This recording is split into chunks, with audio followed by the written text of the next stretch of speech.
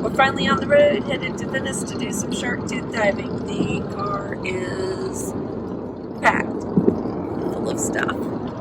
So here's to finding the net. So our original plan was to go to Wauchula and eat somewhere off the chain.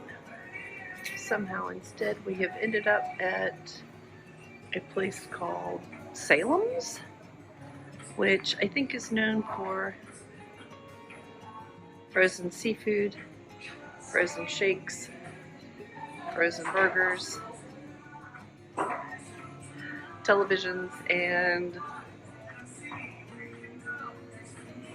possibly a fresh gyro, however you say it. Anyway, let you know how this goes. Well, it was adequate, and that's about all I can say about that.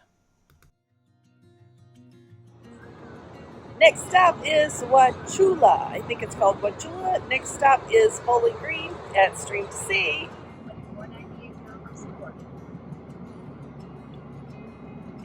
Wow, Wauchula. Here we are, checking out the Stream to Sea headquarters, I think. We think. We're not positive, but we think. Could be here somewhere. Well, this is the kind of funny part. I was so starstruck by finally meeting Autumn Bloom from Stream to Sea that I don't think I even took any pictures. She was busy packing up, getting ready to go to the big show in Orlando, so she gave me a sample of the mask defog, which we used for hours on end, and it worked fantastic. And I picked up a new rash guard, and we went and had some local barbecue that was fantastic, and that was my big star experience. Florida West. We made it to Venice. We're at the first dive shop, Florida West Charters. We have dove with them before. That's the sound of air conditioners running behind me. Hey, this is Florida in the winter. About to go in and see what they've got and hear a little bit about what conditions are and if any of the recent turbulence has maybe stirred up some shark tea. We're at Venice Dive Center, about to head in, hear if they have any charters. The other dive shop didn't have any charters, and we might want to go out on a boat Sunday if we don't have any good luck from a shore dive on Saturday. And you can hear the traffic here, South Florida. We asked Luke at the dive shop where we could get a good smoothie for dinner because we had such a big lunch. We kind of had two lunches. We had the gyros and then we had some smoked mullet in Wauchula. And he sent us somewhere that had a whole wall of smoothies, and mine came with coconut rum in it.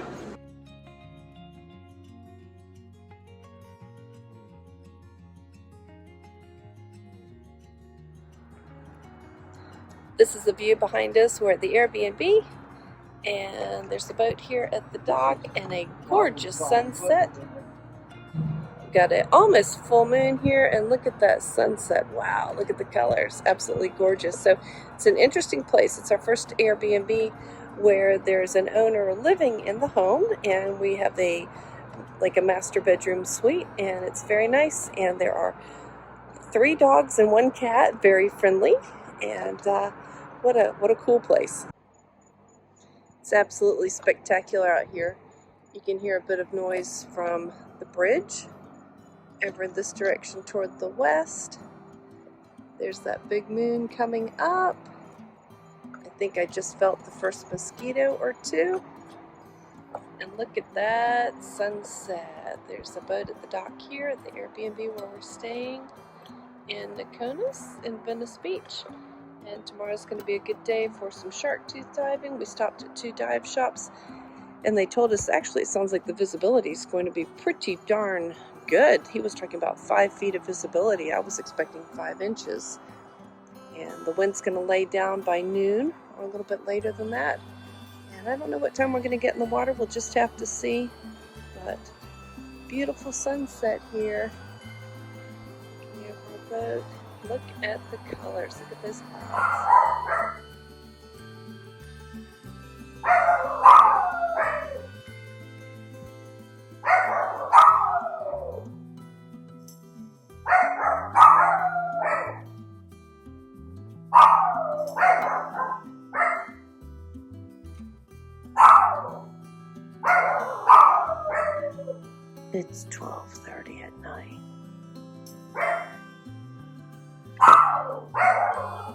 every 10 minutes. This is what we're hearing.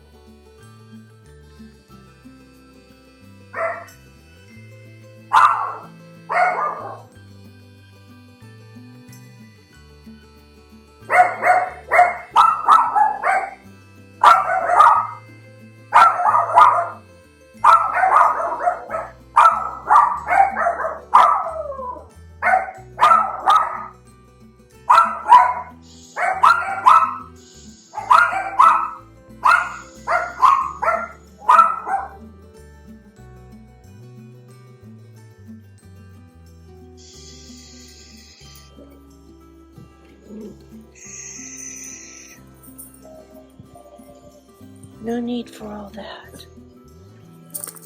You're trying to get some sleep. Shh. No barking. No barking.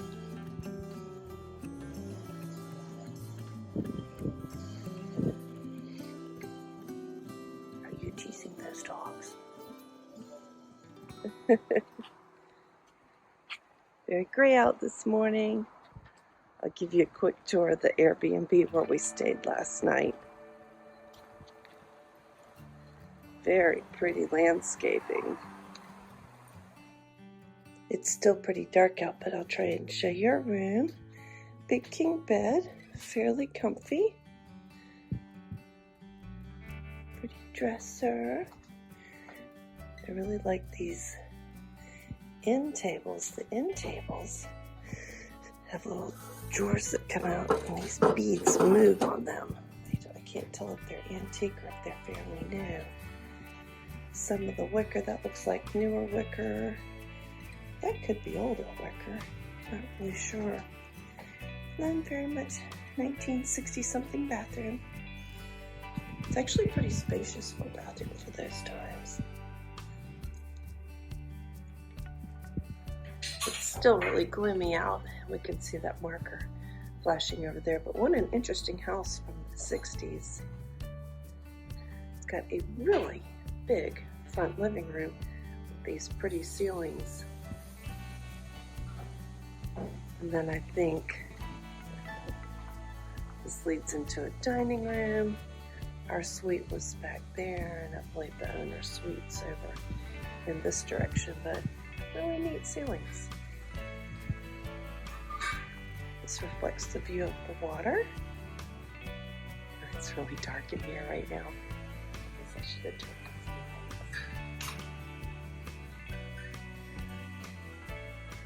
Fireplace and really pretty.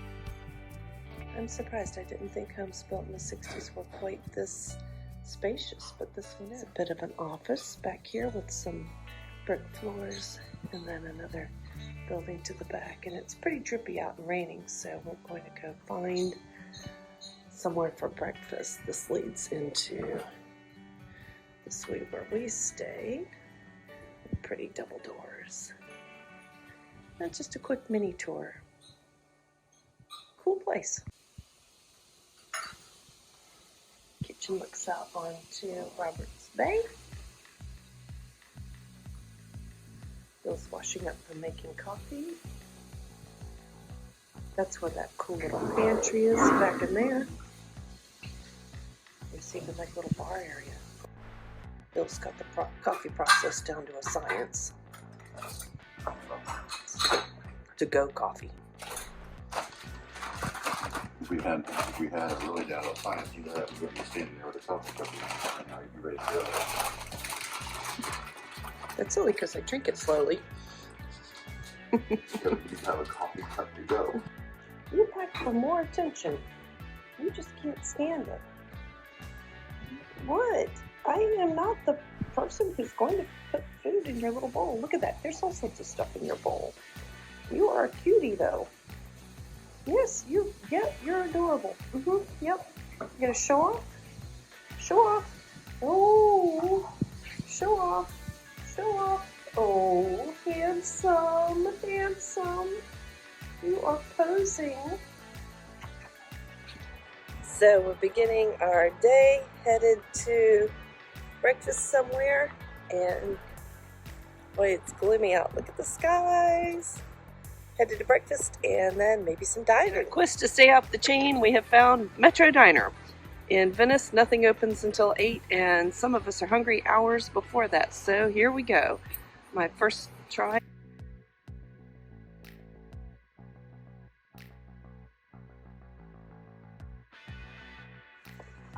It's raining, but if we're going diving, what's the difference, right?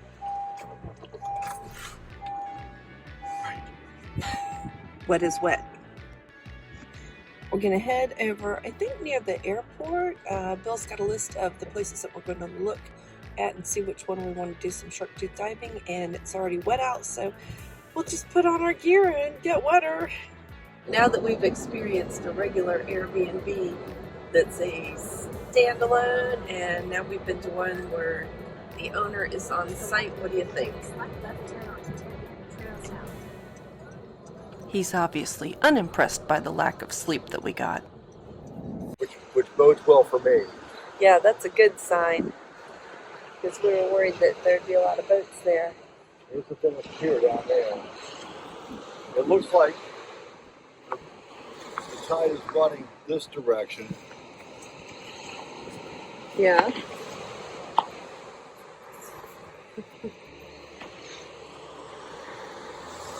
So this is the spot. There's some good landmarks. There's two big trees over there. These condos behind. There's two trees. Good landmarks, you won't get lost. Red tide. I don't see you get fish. No. This might be the spot. Woo.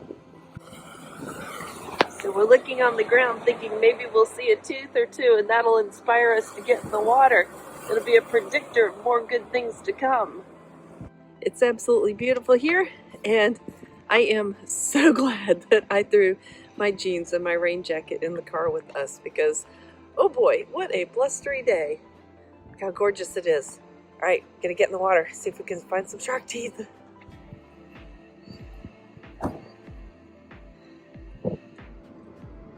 Well, round one, shark tooth diving. Sharks. 2, Bill and Kim, 0. Lost our dive flag stick and headed to get another one, and the waves are supposed to lay down a little bit more this afternoon, so it might be a little bit nicer then. Look how pretty these neighborhoods are. And let people go across. I've never seen that before. It only works when you walk in the sidewalk. Oh, when there's somebody standing on it, it sets it. Oh yeah, now it does not blink. Wow. You have to press a button somewhere. What was that? What was that? What was that? Not giving up yet. Heading back, doing it again. Bought a new dive flag. There it is. New dive flag.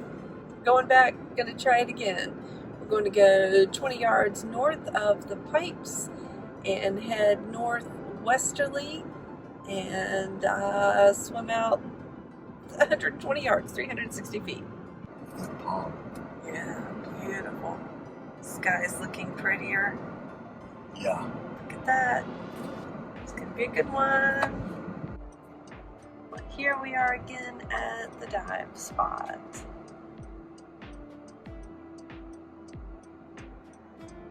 Wind's still blowing. We've still got all the really good markers. Alright, here we go. Round 2. Trying it again. A lot of wind. Woo! Oh, what a mess. I'm gonna give it another shot. We're gonna head back out there, exact same spot, just go a little bit more north and west and further west and see if we find any teeth. I think we're only gonna find small teeth at this spot.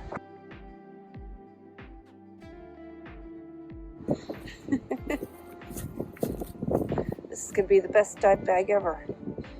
Woo! Dry side, wet side, Oh yeah. We brought out the new Stream to See mask defog, put it to the test for several hours, and braved the chilly waters looking for shark teeth. Airbnb number 2. See how this is. Looks promising. We can back right up to it. Car's right here, and there's a pool right over there. Got a noisy window unit. I think we've got the use of some bikes. Yippee yippee. Nobody's in the pool. Got the place all to ourselves. Do not back in. Okay.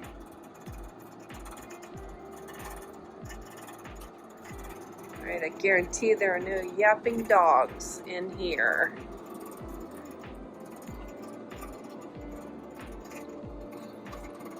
Go check it out. Okay. Small. Cute. I wouldn't call it a condo. More like a hotel room. But hey, we've got the place to ourselves. Probably got a Wi-Fi code there. An enormous TV that you can see from the bed. Sort of like a counter. And a fridge. And is there a way to boil water? Yes, I think there is a burner under there, and I might be able to make coffee. The world's smallest little water heater. Cooler. It'll work. Okay, just so you can see, I think we have turned this tiny condotel into a dive locker. Have you ever seen so much dive gear hung all over the place? It's here, it's there. This is the kitchen. And there's a little bit of a locker in there between the fridge and the water heater, and that might dry a few things. We've got dive gear everywhere. Where are you gonna hang that? We're in downtown Venice for the evening. The diving was wonderful.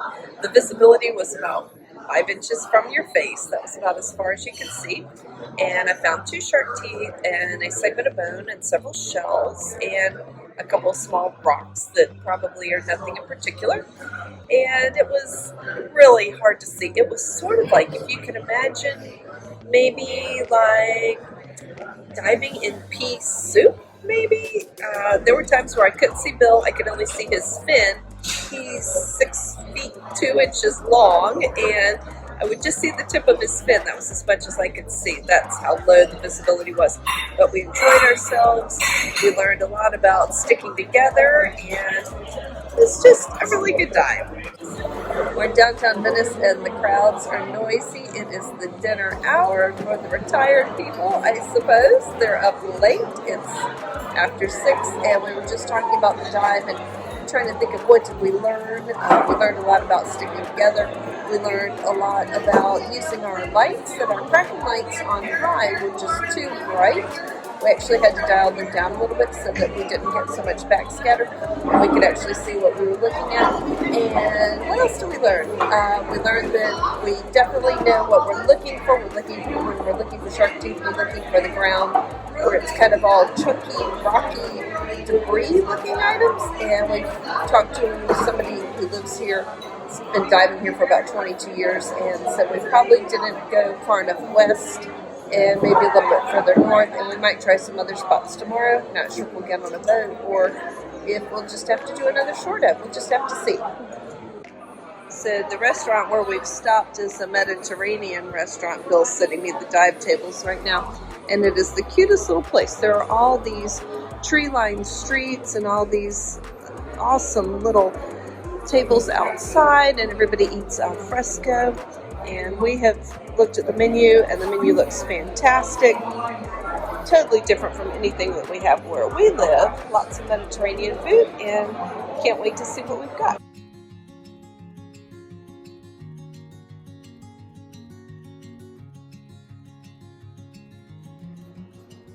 We're getting ready to go dive this morning.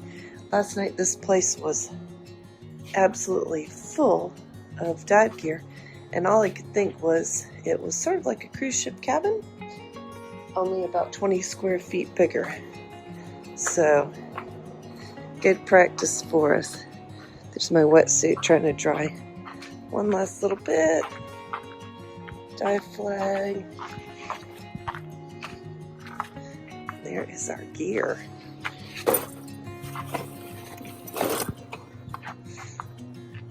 Ready. Boy, it looks like a lot of stuff.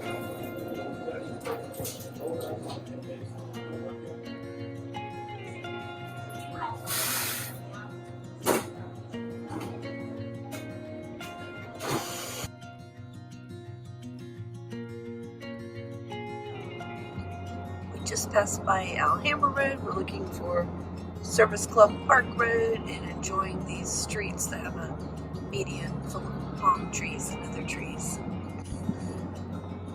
And most importantly, everywhere we go, there's a bike lane. We are at Service Club Park, which is a bit south of Alhambra where we were yesterday.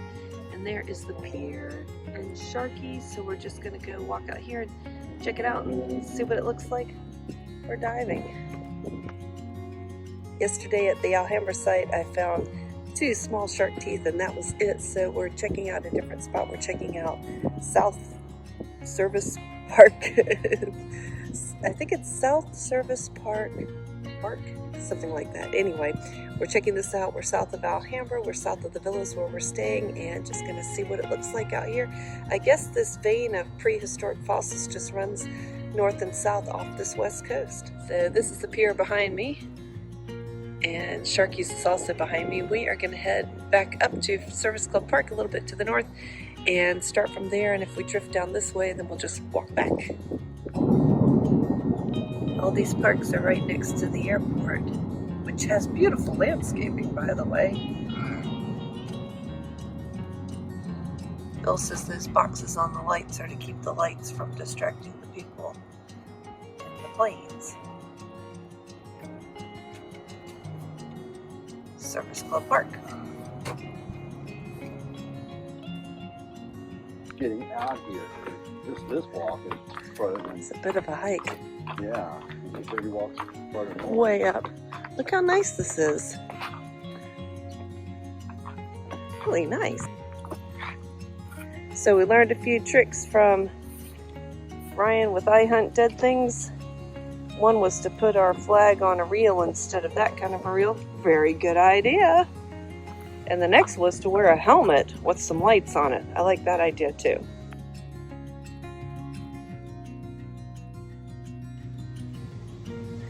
All right, you know what time it is. It's time to dive. But before that, time for sunscreen.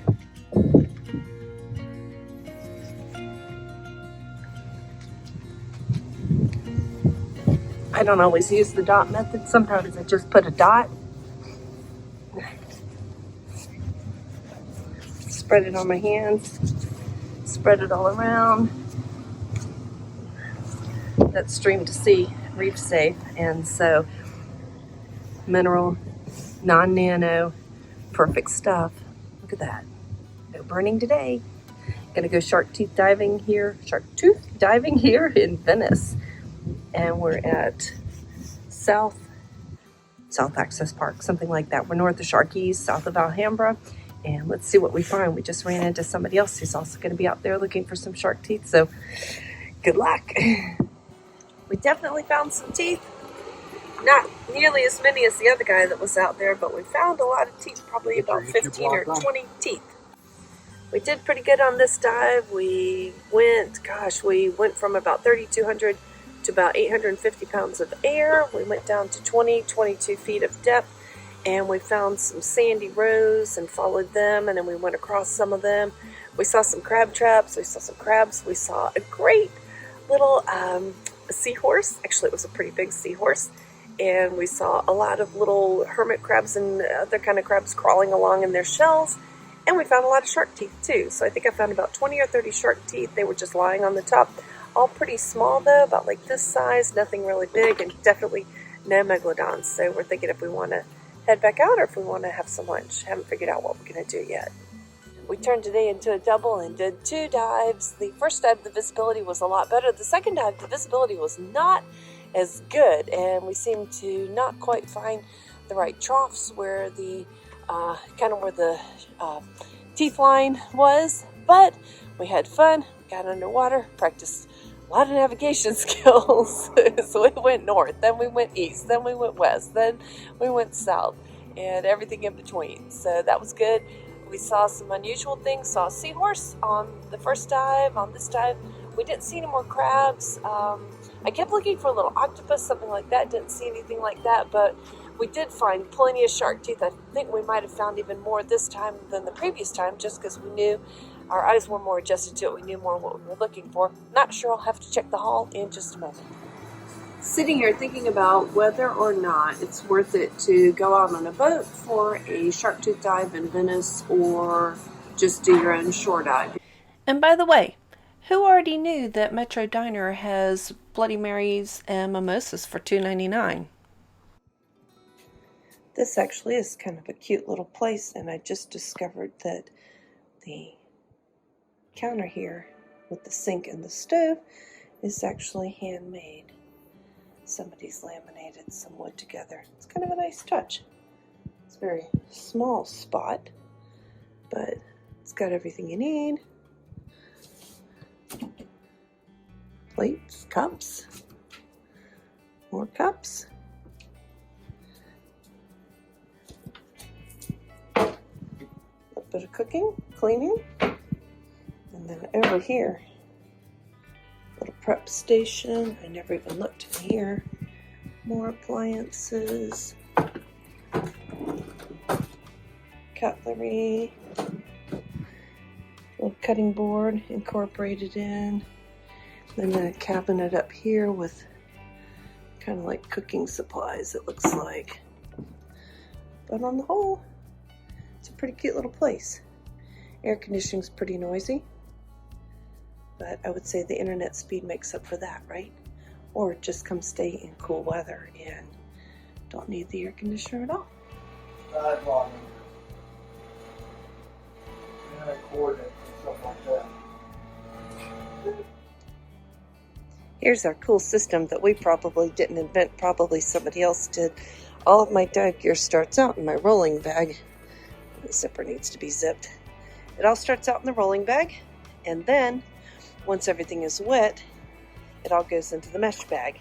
And then I take things that are dry and fill the rolling bag full of those so that we're just using the same amount of space in the car either way. That way it doesn't feel like we've doubled our gear. We're here at the Venice Dive Center, and I thought I'd run through what we learned on this trip. We learned a bunch of things. The first thing we learned was we learned to really check the knots on your dive flag, because what happened to us was the line from here running down wasn't attached really well, and so we lost the whole stick out of our dive flag. And so we came here, we got a replacement, and this is the size of the replacement. And then we realized that they have some even cooler dive flags here. So I just want to show you this because it's so awesome. It's hard to show you. Look at the size of this. This will be really, really visible out there. I was kind of worried that there's so much windage to it that it would blow over or do something like that, but it's almost twice the size of that one, and it's got a very distinctive tooth on it, so that won't really fit in when we're in Riviera Beach. But look how nice and big it is. Will be very, very visible. We did have some boats coming over, and so that was one thing we were really interested in, the visibility, that people could see us when we're out there, because in Venice, to do the shark tooth diving from shore, you have to swim a long, long way. So that would be one thing, is to be prepared for a very long swim. We're talking like a quarter of a mile swim. It's a long way out there. There are 3 sets of buoys, and once we got out to the 3rd set of buoy, then we dropped down in about 20 feet of water.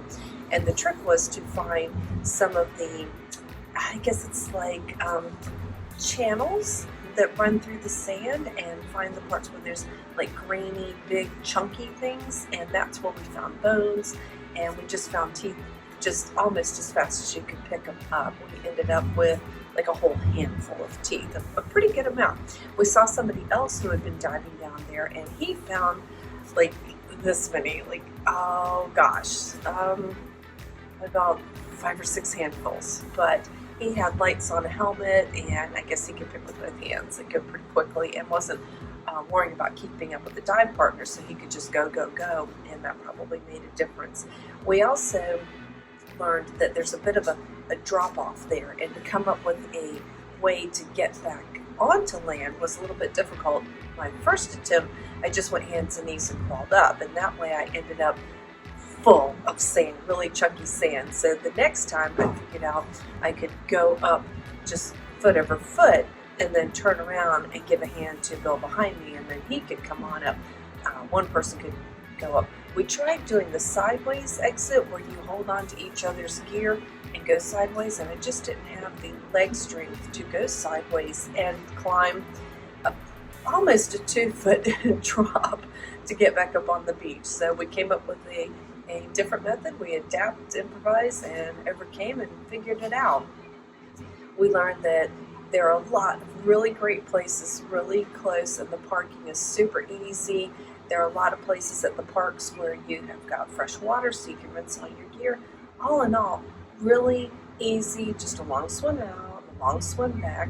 We went through some areas that had, it was like nurseries for sand dollars.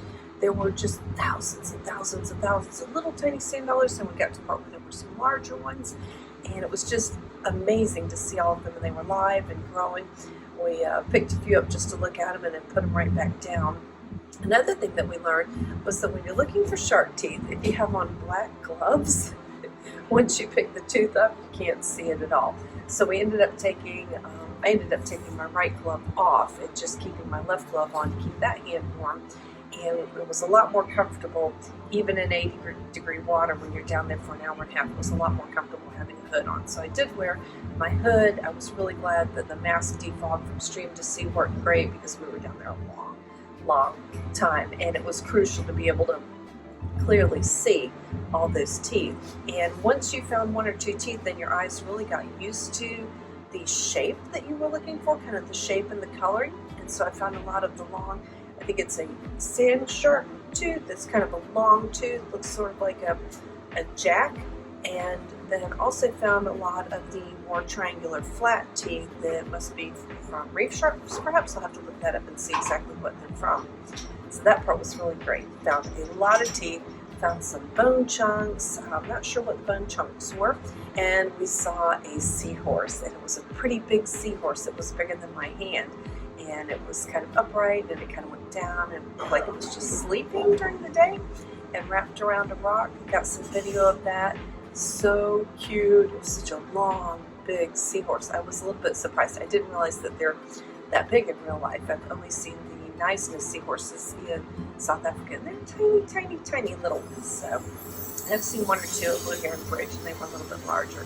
So we're here getting a tank built, and all 4 tanks filled. We're so glad we have our own tanks. We kind of weren't sure about making that investment to begin with, and how we can use it. It just makes spontaneity so much easier, because you can just take off, go whenever you want, you don't have to think about it. And we've also learned, wherever we are, to just go ahead, even if it seems a little bit more expensive, go ahead and fill where we are.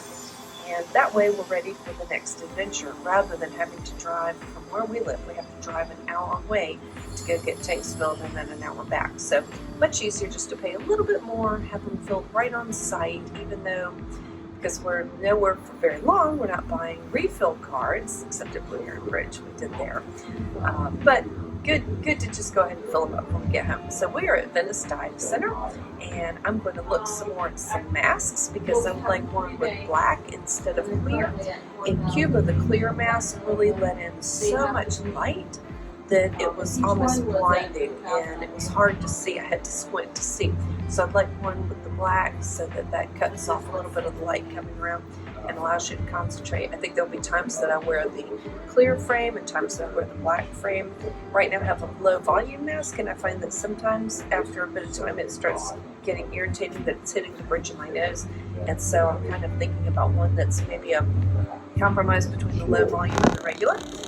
Found one from Aqualunga Lake and one from sea, like Ocean Sea or Sea Ocean or something like that. So I'm going to look at those some more. And of course, that's something you really have to try on. You can't just order it and have it arrive and hope it fits. So. Well, you know what happens when you're hanging out at a dive shop waiting for your tanks to fill, right? You have to buy something. So here's what we invested in today.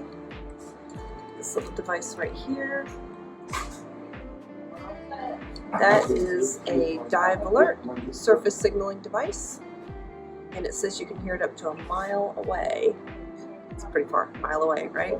And we checked to make sure that we can still breathe off of the secondary, and we can. And this is just, we kind of realized yesterday when we were doing those dives, when we were going along on the surface, that if any boats came nearby, we had our dive flag. So now we've invested in a larger dive flag. We got a big, huge one with a shark tooth on it.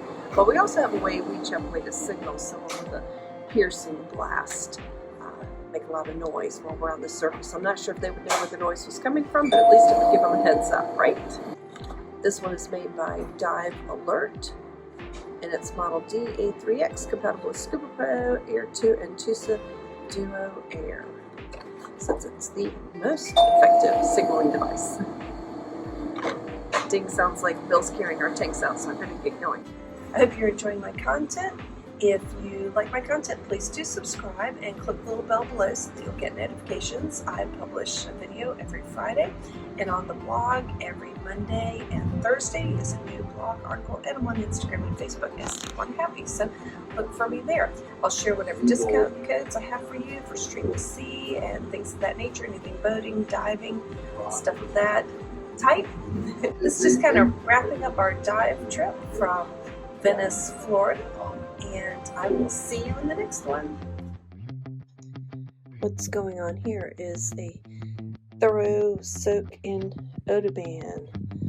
Odoban is this chemical stuff that's probably horrible for the earth, and it guarantees to kill 99.9% of all germs in 30 seconds, including things like E. coli, stuff like that. So I'm thinking anything with the least bit of fabric in it that touched the seawater we want to clean out, just in case we are carrying any kind of germs that would be taken to the next place that we dive. We'd hate to think that we introduced some sort of red tide or any kind of bacteria from the Gulf Coast of Florida down into the islands when we head there next.